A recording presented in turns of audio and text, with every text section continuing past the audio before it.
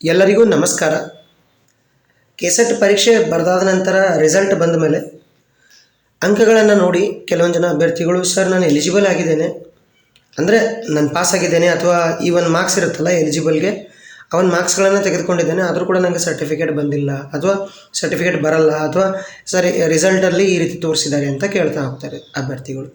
So ಆ ಒಂದು ಅಭ್ಯರ್ಥಿಗಳಿಗೆ ಇವಾಗಿಂದನೇ ಅಂದರೆ ರಿಸಲ್ಟ್ ನೋಡಿ ಇದು ಮಾಡ್ಕೊಳ್ಳೋದಕ್ಕಿಂತ ಮೊದಲು ಇವಾಗೇ ನೀವು ಈ ಒಂದು ಪರೀಕ್ಷೆಯಲ್ಲಿ ಸರ್ಟಿಫಿಕೇಟ್ ಯಾವ ರೀತಿಯಾಗಿ ಹಂಚ್ತಾರೆ ಅಥವಾ ನಮಗೆ ಯಾಕೆ ಬರಲ್ಲ ಅಥವಾ ಯಾಕೆ ಬರಲಿಲ್ಲ, ಬರಬೇಕಾದ್ರೆ ಏನು ಮಾಡಬೇಕು ಅನ್ನೋದನ್ನು ಈ ಒಂದು ವಿಡಿಯೋನ ನೋಡಿ ನೀವು ತಿಳ್ಕೊಳ್ಬೋದು.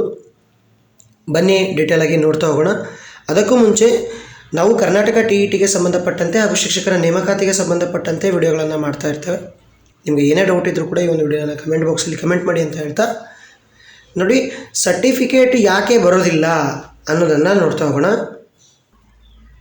ನಾನು ಮುಂಚೆ ವಿಡಿಯೋಗಳಲ್ಲಿ ಅಂದರೆ 2023, 22, 21ರಲ್ಲೂ ಕೂಡ ನಾನು ಹೇಳಿದ್ದೇನೆ ಏನಪ್ಪ ಅಂತಂದರೆ ಸಹಾಯಕ ಪ್ರಾಧ್ಯಾಪಕರ ಈ ಒಂದು ಏನು ನೇಮಕಾತಿ ಪ್ರಕ್ರಿಯೆ ಇರುತ್ತೆ, ಆ ಒಂದು ನೇಮಕಾತಿ ಪ್ರಕ್ರಿಯೆಯಲ್ಲಿ ಕೆಸೆಟ್ಟು, ನೆಟ್ಟು, PhD ಆದ ಅಭ್ಯರ್ಥಿಗಳನ್ನು ಕನ್ಸಿಡರ್ ಮಾಡ್ತಾರೆ.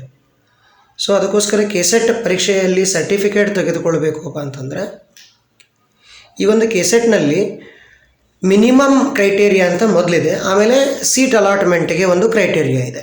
ಮಿನಿಮಮ್ ಮಾರ್ಕ್ಸ್ ಎಷ್ಟಿರಬೇಕು ಅಪ್ಪ ಅಂತಂದರೆ ಎರಡೂ ಪತ್ರಿಕೆಗಳಲ್ಲಿ ಒಟ್ಟು 40% ಅಂಕಗಳು ಜನರಲ್ ಕ್ಯಾಂಡಿಡೇಟ್ಸ್ಗೆ, ಉಳಿದ ಪರಿಶಿಷ್ಟ ಜಾತಿ ಪರಿಶಿಷ್ಟ ಪಂಗಡ ಆಗಿರ್ಬೋದು category 1, 2A, 2B, 3A, 3B, transgender, PWD 35 ಅಂಕಗಳು ತೆಗೆದುಕೊಂಡ್ರು ಕೂಡ ಸಾಕು, ಅಂದರೆ 35%.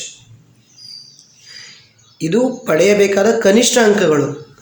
ಹಾಗಾದರೆ ಸರ್ಟಿಫಿಕೇಟ್ ಸಿಗಬೇಕು ಅಪ್ಪ ಅಂತಂದರೆ ಯಾವೊಂದು ಕ್ರೈಟೇರಿಯಾ ಇದೆ ಅಂತಂದರೆ ಇಲ್ಲಿ ಏನು ಮಾಡ್ತಾರೆ, ಈ ಒಂದು ಕೆಸೆಟ್ ಪರೀಕ್ಷೆಗೆ ಎಷ್ಟು ಜನ ಅಭ್ಯರ್ಥಿಗಳು ಪರೀಕ್ಷೆ ಬರೆದಿದ್ದಾರೋ ಅದರ ಒಂದು 6% ಜನರಿಗೆ ಮಾತ್ರ ಏನು ಮಾಡ್ತಾರೆ ಸರ್ಟಿಫಿಕೇಟನ್ನು ಕೊಡ್ತಾರೆ. ಓಕೆ, ಸೊ ಆ ಒಂದು 6%ನಲ್ಲಿ ನಿಮ್ಮ ಒಂದು ಮೆರಿಟಲ್ಲಿ ಕೂತ್ಕೊಳ್ಬೇಕು. ಸೊ ಈ ಒಂದು ಪ್ರೋಸೆಸ್ ಏನಿದೆಯಲ್ಲ ಇದು ತುಂಬ ವಿವರಣಾತ್ಮಕವಾಗಿ ಇರ್ತದೆ. ಅದು ಹೇಗೆಯಪ್ಪ ಅಂತಂದರೆ ಈ ಒಂದು ಫಾರ್ಮುಲಾ ಇದೆ, ಇದನ್ನು ಬಳಸ್ಕೊಂಡು ಏನು ಮಾಡ್ತಾರಪ್ಪ ಅಂತಂದರೆ ಸೀಟ್ಗಳನ್ನು ಅಲಾಟ್ ಮಾಡ್ತಾರೆ.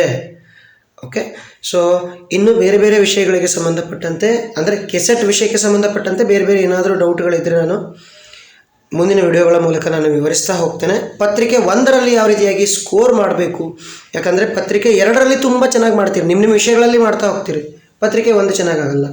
ಕೆಲವೊಂದು ಅಭ್ಯರ್ಥಿಗಳು ಪತ್ರಿಕೆ 1 ಚೆನ್ನಾಗಿ ಮಾಡ್ತಾರೆ, ಆದರೆ ಪತ್ರಿಕೆ 2 ಆಗೋದಿಲ್ಲ. ಸೊ ಪತ್ರಿಕೆ 1ಕ್ಕೆ ಸಂಬಂಧಪಟ್ಟಂತೆ ಹಾಗೂ ಗಣಿತ ವಿಷಯದಲ್ಲಿ ಪತ್ರಿಕೆ 2 ಕೂಡ ಸಂಬಂಧಪಟ್ಟಂತೆ ಕೂಡ ನಾನು ಇನ್ಫಾರ್ಮೇಷನನ್ನು ಕೊಡ್ತಾ ಹೋಗ್ತೀನಿ ಅಂತ ಹೇಳ್ತಾ ವಿಡಿಯೋನ ಸಂಪೂರ್ಣವಾಗಿ ವೀಕ್ಷಿಸಿದ್ದಕ್ಕೆ ಧನ್ಯವಾದಗಳು. ಒಂದೇ ಮಾತು.